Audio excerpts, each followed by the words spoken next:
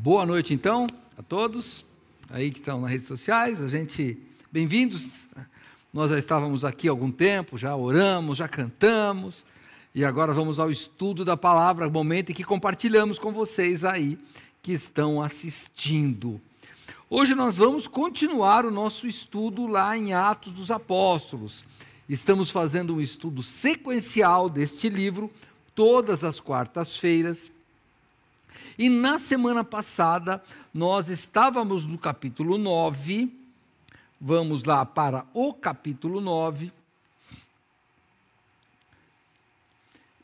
Pode deixar aberto aí, nós já vimos que a partir do capítulo 9, toma destaque o apóstolo Paulo, chamado de Saulo aqui, que é a mesma coisa, e ele fala da conversão dele, começa a falar do início, das fugas que ele teve que fazer por causa dos judeus, ele prega em Damasco, e aí no capítulo 9, verso 31, que foi o que estudamos a semana passada,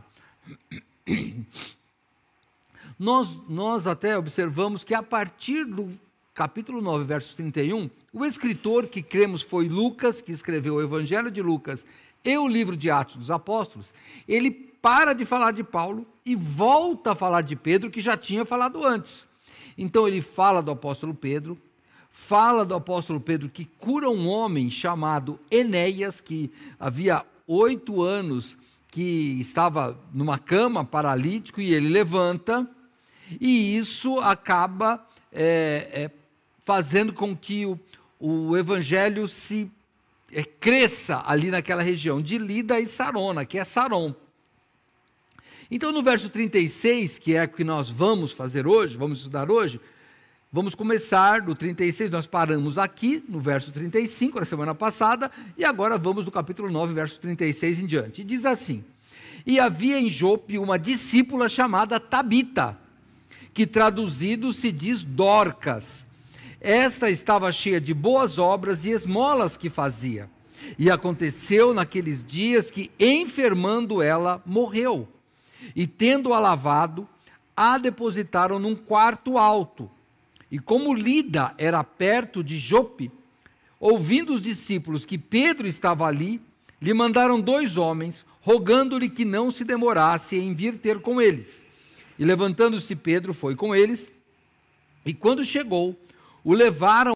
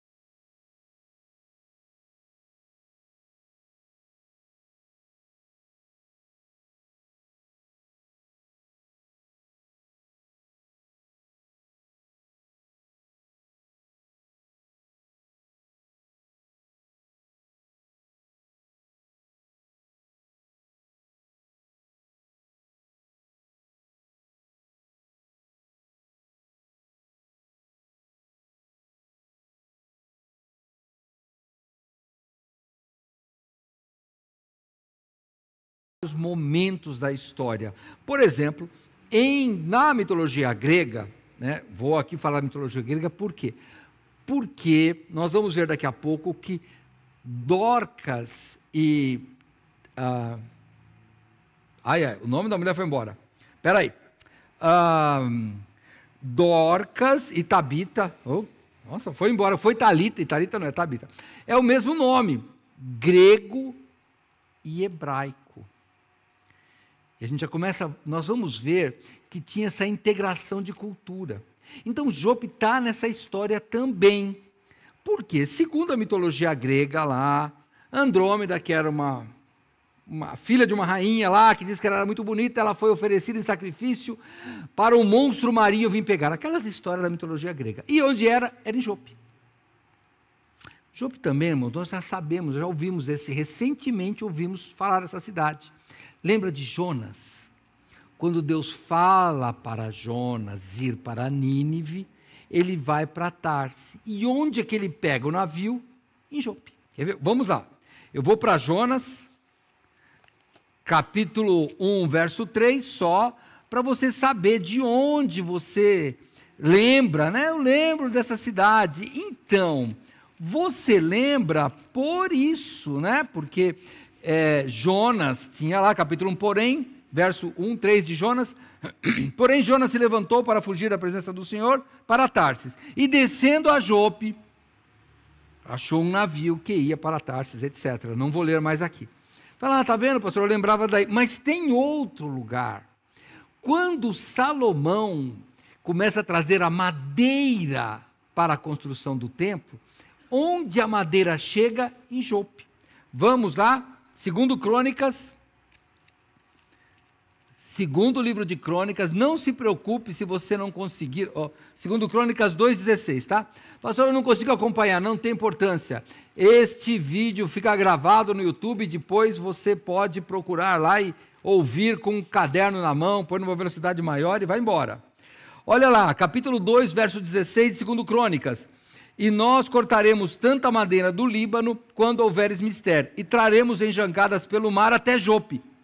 E tu farás subir a Jerusalém. E a gente começa a ver que está perto.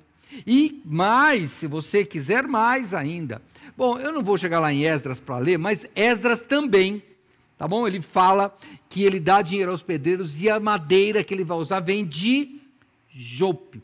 Trazem de novo cedro do Líbano para Jerusalém através de Jope. Então a gente nota que essa cidade estava lá, famosa por ser portuária e porque muitas coisas tinham acontecido. Então era uma cidade que estava tanto na cultura hebraica, judia, tá?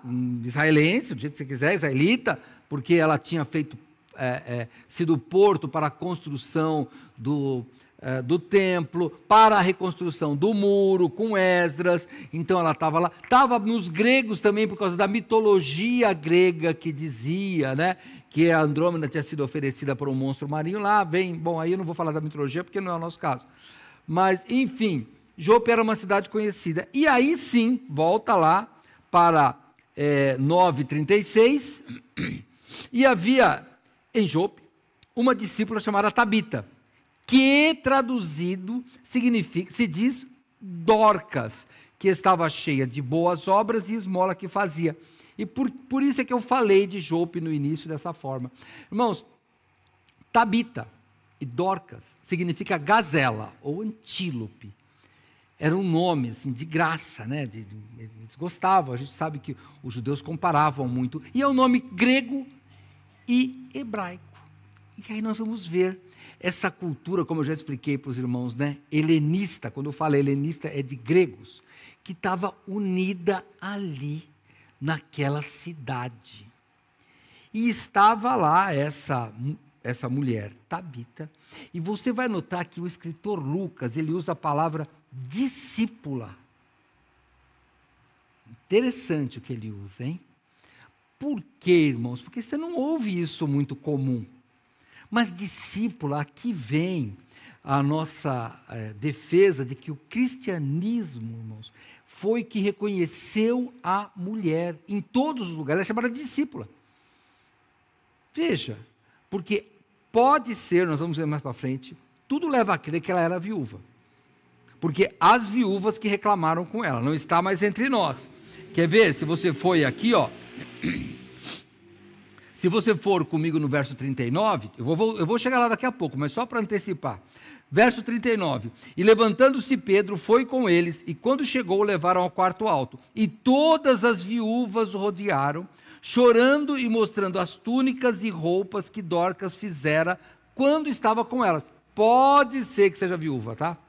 Não dá para afirmar, mas dá para deduzir que ela era viúva. E se é isso aqui, eu estou deduzindo, não está na Bíblia, eu estou deduzindo. Por que ela não é chamada de a mulher do falecido tal? Porque a mulher era reconhecida, irmãos. Pode ter certeza. Nós estamos aí com muçulmanos e outras religiões orientais dominando boa parte do mundo. Pesquise lá o papel da mulher. É diferente. É diferente. O cristianismo coloca a mulher em igualdade com o homem. O apóstolo Paulo fala, porque em Cristo, tanto homem quanto mulher estão iguais no Senhor. Então, é importante notar esse detalhe aqui, de Dorcas ser chamada de discípula. E o que mais diz aqui que interessa para nós, estudando o texto? Voltando ao verso 36, e esta estava cheia de boas obras e esmolas que fazia. Irmãos, esse cheia é sempre algo, né? O nome para nós também é isso, né? Mas o que é? É que isso é abundante e notório. Lucas usa isso também no Evangelho, lá no Evangelho na escolha dos diáconos, lembra? Homens cheios do Espírito. Em vários lugares é escrito cheio. Elimas, nós vamos ver para frente o mágico, era um homem cheio de astúcia. Então, esta ideia que estava assim, abundante, não era que ela era uma pessoa de boas obras, ela tinha muitas boas obras, muita coisa que ela fazia. E isso nos chama a atenção, porque quando Paulo escreve a Timóteo, quer ver, olha, vamos lá, 1 Timóteo capítulo 2, primeira carta de Paulo a Timóteo, capítulo 2, versos 9 e 10. Eu vou ler aqui. Que do mesmo modo as mulheres se ataviem em traje honesto, com pudor e modéstia, não com tranças, ou com ouro, ou com pérolas, ou vestidos preciosos, mas como convém às mulheres que fazem profissão de servir a Deus, com boas obras. Paulo não tinha escrito isso aqui ainda, irmãos. Nós estamos com Paulo lá atrás ainda, hein? Ele não tinha escrito, mas ela já sabia. Irmãos, aquela coisa, olha, você sabe, na verdade, o que Deus quer. É por isso que eu comentei, esses dias até o pastor Neu mencionou, que eu já comentei de um pastor que eu ouvi, ele disse, os jovens vêm perguntar para mim, pastor, eu posso? Ele diz, não pode porque é pecado. Eu nem quero saber o que é. Por quê? Ele fala, se tem dúvida é pecado. Porque, irmão, nós sabemos. Quando a gente começa com essas perguntas, o que a gente está achando? A gente está falando para Deus assim, Senhor, não tem uma brechinha aí na lei para eu fazer isso e o Senhor perdoar? É isso que nós estamos querendo fazer. Né? E olha, isso é antigo, hein? Isso é antigo. Vamos lembrar? Jesus chega para os fariseus e fala, olha, ouviste o que foi dito, não cometerás adultério. E daí alguém podia perguntar, mas se eu olhar, Jesus fala, é pecado. Porque no coração já adulterou. Então, é relativamente, irmãos, não, é fácil cumprir a vontade de Deus, ou pelo menos é fácil saber a vontade de Deus, difícil é cumprir. Mas a gente sabe, não tem coisa que você sabe que está errado. Não precisa perguntar, pastor, onde na Bíblia está que não pode fazer isso, irmão? Onde na Bíblia estava para ela que tinha que fazer boas obras? Onde na Bíblia estava para ela que era para dar esmola? Só lá no Antigo Testamento mesmo. Mas a gente não sabe como é que era a cultura da época. Ela já sabia, irmãos. Depois Paulo escreve, e ela não tinha lido, mas ela já era cheia, como as mulheres deveriam se, e os homens também, deveriam se vestir, que era com boas obras. E aí, de novo, para não dizer que, tá vendo? Aí, ó, mas aí está falando para as mulheres. Não, Paulo escreve para Tito. Vamos lá para Tito. Abre lá, por favor, em Tito. Capítulo 2 também. Até o capítulo é o mesmo. Tito, capítulo 2. Verso 6. Exorta semelhantemente os jovens a serem moderados e em tudo te dá por exemplo de boas obras. Falando com o próprio Tito. Na doutrina mostra incorrupção, gravidade e sinceridade. Aí ele continua. Mas veja, boas obras para os dois, hein? Não é só para a mulher, não. E olha como a Bíblia, irmãos, é maravilhosa. Tabita é chamada de discípula, como os homens são chamados de discípulos. Tabita praticava as boas obras em abundância, assim como Paulo diz que as mulheres devem praticar. Em Timóteo e em Tito ele fala que ele, o próprio Tito, tinha que praticar. Irmãos, o evangelho é para o mundo. Não é para a mulher, não é para o homem, é para todo mundo. A moralidade é para ambos. Por isso que não tem machismo nem feminismo, né, pastor? Não tem isso. Tem cristianismo. Tem obediência à palavra. A gente começa a colocar esses nomes e acaba desvirtuando o que a gente crê. Nós não nos baseamos pela mentalidade que nos é imposta pelo mundo, e sim pela palavra de Deus. É isso que temos que pensar. E Tabita, ou Dorcas, era uma dessas mulheres. E vamos lá para o texto. Verso 37. E aconteceu naqueles dias que, enfermando ela, morreu. E tendo-a lavado, a depositaram num quarto alto. É aqui, irmãos, que eles estavam preparando o sepultamento. E aí no verso 38, é uma coisa que nos causa dúvida e é bom a gente estudar. E como Lida era perto de Jope, irmãos, lembram-se, nós deixamos Pedro lá em Lida, hein? Olha lá, eu vou parar aqui. Volta no verso 35.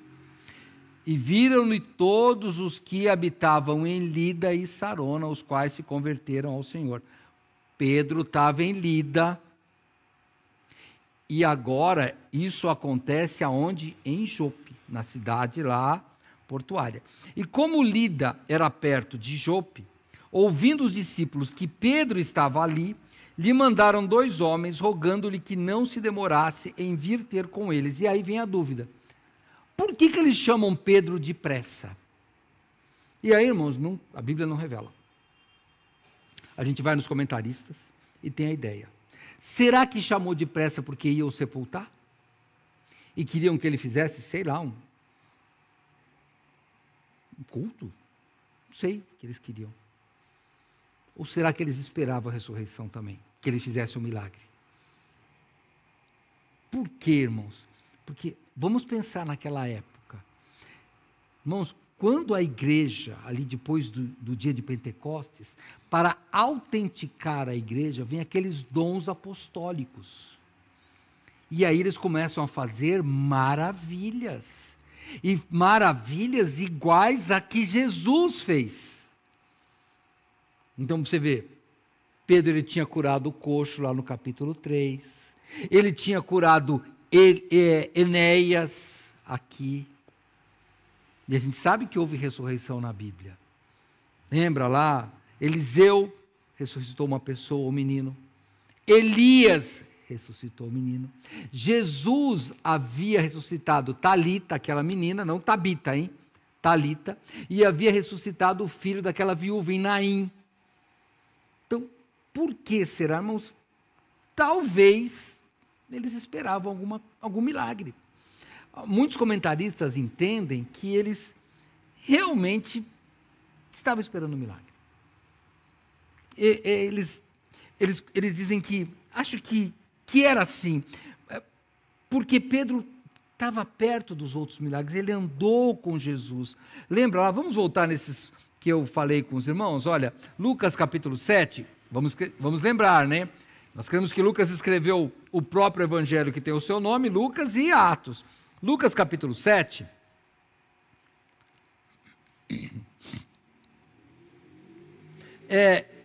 Verso 11, e aconteceu que no dia seguinte, ele foi à cidade chamada Naim, e com ele iam muitos dos seus discípulos e uma grande multidão, e aí ele vai, eu vou no verso 14, e chegando-se tocou o esquife, o caixão, e os que levavam pararam, e disse, jovem, a ti te digo, levanta-se, e o que fora defunto assentou-se, e começou a falar. Ele estava com os discípulos, Pedro estava ali. Se Pedro estava fazendo as mesmas obras, não, pode ser. Quer ver? Vamos lá em Marcos, capítulo 5, verso 41, na ressurreição da menina.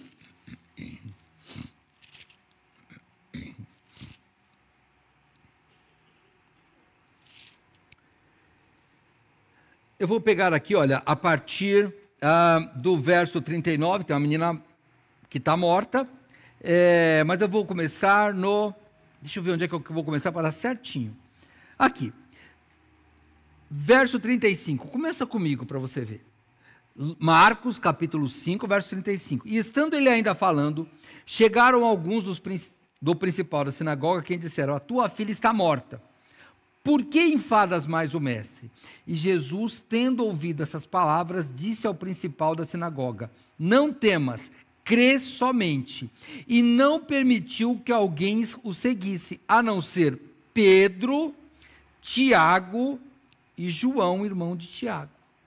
E chegando à casa do principal da sinagoga, viu o alvoroço e os que choravam muito e pranteavam. E entrando, disse-lhes, por que vos alvoroçais e chorais? A menina não está morta, mas dorme. Riram-se dele. Porém, ele, tendo-os feito sair, tomou consigo o pai e a mãe da menina e os que com ele estavam, quem? Pedro, Tiago e João. E entrou onde a menina estava deitada, e tomando a mão da menina, disse-lhe, Talita cumi, que traduzido é, menina, a ti te digo, levanta-te. E logo a menina se levantou e andava, pois já tinha 12 anos, e assombraram-se com grande espanto. Irmãos, olha, por isso que a gente acaba assim concordando com os comentaristas. Né? Fala, não, Pedro tinha visto como é que funciona o negócio lá. Não é que tem uma fórmula de ressuscitar, não é isso. Mas Pedro tinha visto. Os outros apóstolos não, tinham 3 que tinham visto, mas era Pedro que estava ali, ele tinha visto. Será que chamaram por causa disso? Não sei. Mas uma coisa eu sei, Pedro era uma figura importante naquele momento, porque quando nós vamos aqui, no verso 39, não, onde que estavam os dois aqui? Deixa eu pegar aqui, 38, e como líder lá perto de Jope, ouvindo os discípulos que Pedro estava ali, lhe mandaram 2 homens, rogando-lhe que não se demorassem em vir ter com eles. Pedro era importante, e aí vai a minha pergunta para mim e para você. Nós somos importantes na vida das pessoas quando elas estão passando por problemas? Porque às vezes, a pessoa fala assim, não chama o Viana não, porque ele só atrapalha. Não chama não, porque ele não dá um conselho bom. Não chama não, porque ele chega aqui e vai falar para a gente parar de chorar, e a gente quer chorar porque morreu alguém. Ou seja, você é útil quando tem alguém em necessidade? Temos que pensar nisso, irmãos. Eu vou um pouco mais. Você é útil na sua casa? Você é útil. Não, nós temos que ser úteis, como evangelistas, como alguém que leva o reino de Cristo, em casa, para os vizinhos, no trabalho, nós temos que ser úteis, somos úteis. Pedro era. Chamaram a pessoa certa. E aí vem a segunda pergunta, eu sou a pessoa certa quando me chamam? Que eu e você sejamos a pessoa certa. A gente não vai conseguir ressuscitar pessoas, porque esses dons apostólicos tinham um outro objetivo. Mas nós podemos levar o evangelho da paz para a pessoa que está mal. Eu e o pastor Neil já tivemos esta experiência de estarmos num velório e vem alguém do lado, Uma vez eu estava indo com uma Bíblia, alguém falou, o senhor é pastor, padre, sacerdote, qualquer coisa? Eu falei, sou pastor. Ele, então, olha, minha mãe morreu e eu preciso de alguém que fale alguma palavra lá. Irmãos, ele não queria que eu chegasse e falasse boa noite, boa tarde, bom dia. Não, uma palavra que ele queria era uma palavra que consolasse naquele momento. É isso que ele queria. Então, seja preparado. Você está num velório, talvez alguém peça para você falar, fale. Leva o reino. Poxa, leva o reino. Pedro era importante. Que você e eu sejamos importantes, hein? Vamos continuar? Vamos lá. E aí, no verso 40... no verso 39 ainda. E, levantando-se Pedro, foi com eles, e quando chegou, o levaram ao quarto alto, e todas as viúvas rodearam, chorando e mostrando as túnicas e roupas que Dorcas, ou Tabita, fizera quando estava com elas. E aqui eu preciso de falar com você. Olha que interessante. Pedro atende o pedido, chega lá, e o que elas mostram para Pedro? Elas mostram, as viúvas mostram túnicas e roupas que Dorcas fizera quando estava com elas. Por que eles mostravam roupas e túnicas? Porque ela era uma costureira da alta costura e fazia desfile? Não. Tem que ligar isso com o primeiro versículo que a gente leu. Porque era fruto das boas obras dela. É um legado que ela tinha deixado. Olha aqui a roupa que ela fazia para nós. E aí eu fiquei pensando, irmãos, quando nós partirmos, qual o legado? Legado é testamento, herança. Qual o legado que nós vamos deixar? Você já ouviu essa frase aí, ó? Um homem tem que, como é que é a história? Ter um filho, escrever um livro e plantar uma árvore. Já ouviu isso? Já ouviu esse negócio aqui, ó? Sabe de onde vem essa história? Eu fui pesquisar, eu falei, quem que falou isso? Porque a Bíblia não foi, hein? Um poeta cubano, José Martí, disse isso. Plantar uma árvore, ter um filho e escrever um livro. 3 coisas que toda pessoa deve fazer durante a vida. Aí você pode falar, pastor, você fez quantas? Irmão, não precisa fazer nenhuma, porque não está na Bíblia isso. Isso é papo furado. Se você não tem filho, não tem nada de problema com isso. Se você não escreveu um livro, também não tem problema com isso. E se você não plantou árvore, não se preocupe, assim como eu, nós comemos um monte de fruto de árvore. Não está na Bíblia, irmãos. Não vai nessa. Eu já escutei até crente falando, pastor, tem que escrever um livro. Não tem. Não está na Bíblia. Isso foi um poeta cubano que falou, ele que sirva lá para a turma dele. É até bonito, mas não é bíblico. Me diga uma coisa, já se passaram 2000 anos. As roupas que ela fez, será que ainda existem? O que vocês acham? Não existe. Só que Deus deixou escrito. O legado dela eram as boas obras. E a roupa era a prova física das boas obras dela. O que você tem de físico, de boas obras que você fez, hein? Tem alguma coisa? Qualquer coisa.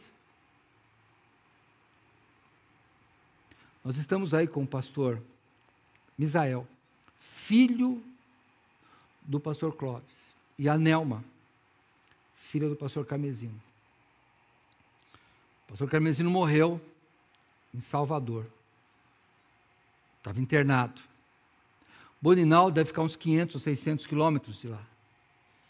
Nós todo preocupado. Fomos lá, não, pastor. Carmesino tinha deixado 2 seguros, um para transportar e o outro para pagar o velório, e ainda deixou uma pensão para a mulher. Falei, rapaz. E a gente pensando que ele estava... Não, ele deixou um legado. Qual legado? Deixou dinheiro? Não. Preocupava com a esposa, preocupava que ia deixar uma viúva. Deixou um legado, sim, deixou um exemplo para nós, que a gente até fica até envergonhado. Falei, nossa, um homem lá, assim, no interiorzão, irmão, no interior do interior, homem rude, sim, mas se preocupava com a família. Será que tem esse legado? Será que pelo menos seu filho, seu neto, o meu avô, meu pai, minha mãe, sei lá, preocupava comigo? Irmãos, tem que deixar um legado. Ela deixou o legado. A roupa que se desfez, mas as boas obras registradas no livro eterno. Pense nisso, hein? Quando morrer, aquelas coisas que a gente dá valor, sabe? Não, vai tudo embora. Pode dizer, meu pai gostava tanto disso, desse vaso, irmão. Depois de 3 anos o vaso vai quebrar e acabou.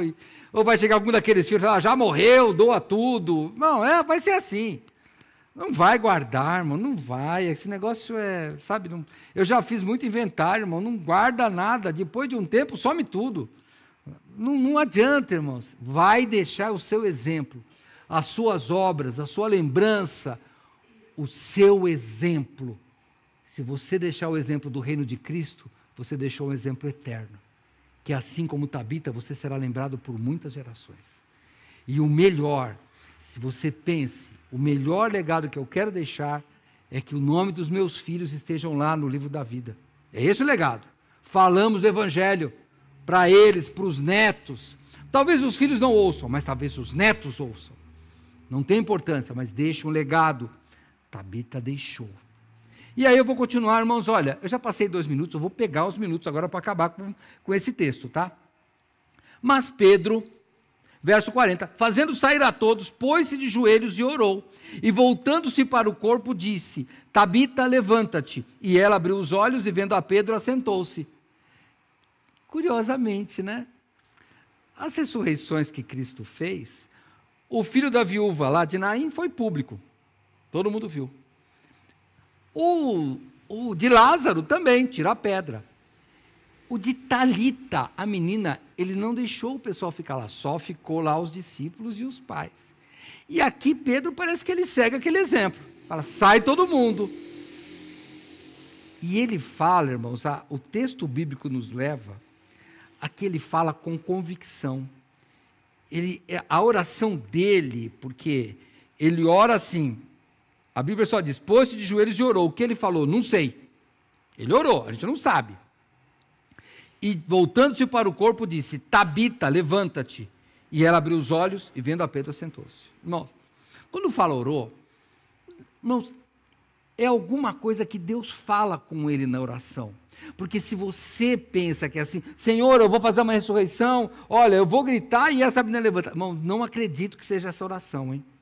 Porque quando Elias mata aqueles... Lembra que ele põe lá o sacrifício e fala, joga água. Vai, joga mais água. Lembra da história lá de Elias? E você lembra da oração dele? Senhor, mostra para eles que eu fiz tudo que o Senhor mandou, porque é o Senhor que está mandando. Porque se fosse orar, eu falaria, Senhor, tá bom, ó, vamos fazer descer o fogo do céu, mas para Elias, volta, vai lá em 2 Reis e vê o livro de Elias, hein?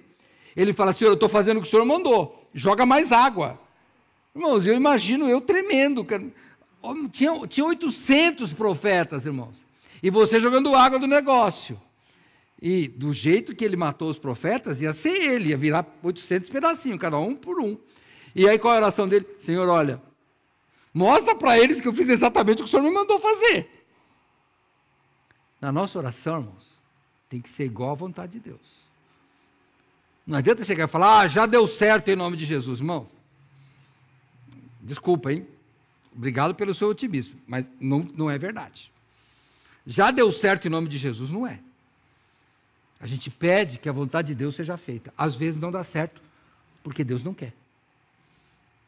Então, quando Pedro ora, a Bíblia não diz, eu sei que alguma coisa entre ele e Deus, que Deus fala com ele, que ele tem a convicção de falar de um jeito duro, direto.